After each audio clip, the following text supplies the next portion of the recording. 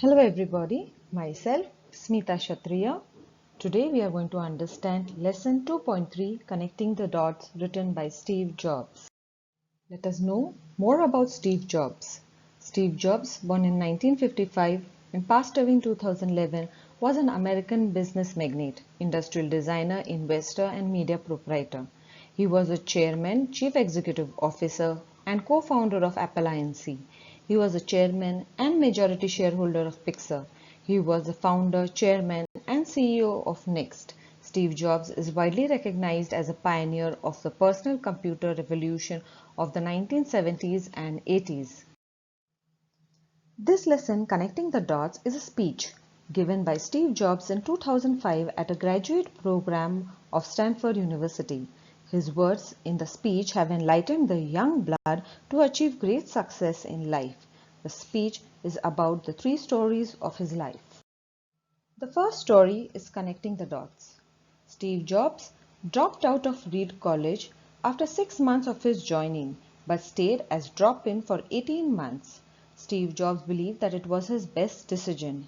He only attended the college that interested him and stopped the lectures which did not interest him. He attended the calligraphy classes where he learned serif and sans serif face type or fonts. 10 years later, this typography was first used in designing the Macintosh computer, also known as Mac. This typography simply differentiated Apple computer from other computers, and since Windows just copied Mac, it was likely that no other computer would have this typography other than the Windows. In his speech, he said, it was impossible to connect the dots looking forward when he was in college, but he could connect the dots when he looked 10 years backward. He further said, you cannot connect the dots looking forward, you can only connect them looking backward. So instead of running behind the graduation degree and doing what he didn't like, he followed his instincts, his passion, his guts, and gained knowledge in what he was interested in. And this made all the difference in his life. Here in this story, he has also mentioned about his financial situation, that he didn't have any dorm room or dormitory room, so he had to stay in his friend's room and sleep on the floor. He returned Coke bottles for 5 cents and brought some food with that money. On Sundays night, he walked 7 miles for a good meal to Hare Krishna temple. So children, even though time was tough for Steve Jobs, he did not give up and trusted his guts, destiny, life, karma and moved forward. Now moving to the second story. The second story is about love and loss. Steve says, one must find their passion as soon as possible. So had he found out his passion at an early age, what he would love to do in his life. Jobs and Steve Wozniak, his partner, both started Apple when Steve was 20 years of age. In the next 10 years, Apple grew just from two co-founders in a garage into a $2 billion company and 4,000 employees. At the age of 30, Steve Jobs experienced a downfall in his life. He was fired from his own company. It was devastating for him. But you cannot defeat the man who knows his passion. This dark period was the most creative period of his life. During the next 5 years, he launched a company named Next and then later Pixar. And he also found his love of his life. Children, in this story, he is speaking about two different love. One, his passion, his work. Second, his love, his wife, Lauren.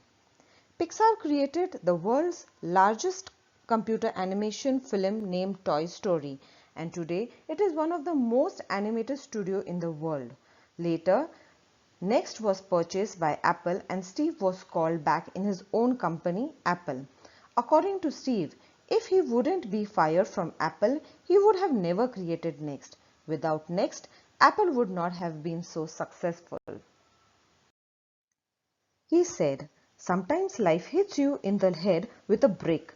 Don't lose faith. Keep working and keep doing what you love because that will pave your path to the bright future. Since work requires a large part of life, it's important to find out what you love or what your passion is so that you can work in the correct direction to be successful in life. So children, hope you have understood the above two stories. Now moving to the last story. The third story is about death. Children, life is immortal. Death will come to all living beings one day. Steve Jobs was diagnosed with cancer. Doctor advised him to stay home and indirectly told him to be ready for his death. In his biopsy report, it turned out to be a very rare form of pancreatic cancer that could be cured with surgery. After his surgery, he was back to good health. Steve Jobs in his speech says, "Your time is limited, so don't waste it living someone else's life." Children, we must stop believing in others' opinion or we will not be able to hear our inner voice, which might destroy our mental confidence completely. He says, the most important thing in life is to follow your heart and intuition, as they already know what you truly want to become. As Steve Jobs finished telling his last story, he leaves the graduation students of Stanford with a final message: stay hungry, stay foolish. He had read this message and took it as his life inspiration from the back cover of a catalogue of the whole earth. Children, the message "stay hungry" means stay hungry for knowledge, willingness to acquire more and more. You should constantly strive to achieve better. If you stay hungry, you will be able to grasp more and more new things and new knowledge around you. Stay foolish means follow your aspiration. It means to be absolutely different from others. Just go with what your gut says, irrespective of what others say about you. To be extraordinary, even if it means doing something completely crazy.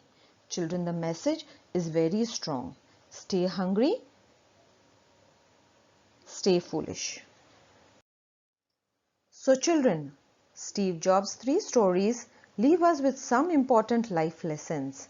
They can be summed up as: you have to trust something, your guts, destiny, life or karma. You've got to find what you love in your life. The worst thing that could happen might turn out to be the best thing that could happen. Follow your heart and trust it knows where it is going.